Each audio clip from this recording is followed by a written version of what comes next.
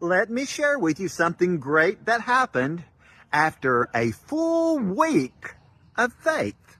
Hello, I'm Eddie Lawrence. Here's today's devotional thought. In Hebrews chapter 11, that great chapter we call the Hall of Faith, when it's talking about Joshua and the children of Israel going into the promised land, it says in verse 30, by faith, the walls of Jericho fell after they were encircled for 7 days. Yeah, by faith those walls fell after 7 days walking around the city in obedience to the directions given of the Lord.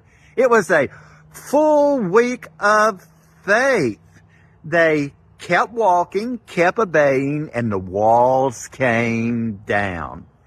Now, sometimes in our culture, people can get very distracted. And so we have a 5-minute period of faith where we're thinking about the things of the Lord and then back to life. Or occasionally, I'm going to really press in for 2 or 3 days. But dear friend, often what brings the walls down are those long seasons of faith. Now, 7 days is really not a long time. Look what happened with just a full week of targeted acting in faith, in obedience to the command of God. Those walls fell and the Jericho became the children of Israel's territory because the Lord had instructed them. And so there's some things the Lord gives us to do. I'll call it long-range, long-term faith. You roll up the sleeves of faith and you start walking in obedience.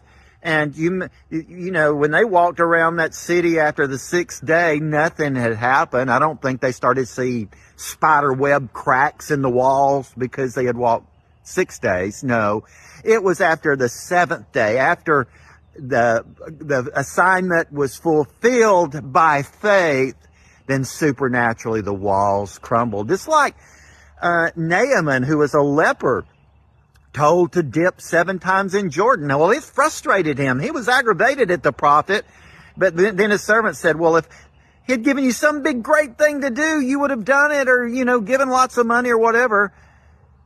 But go down there and dip the 7 times. And I firmly believe when he came up out of the water the 6th time, nothing had changed. But that last step of obedience, going under the 7th time, he came up healed from his leprosy.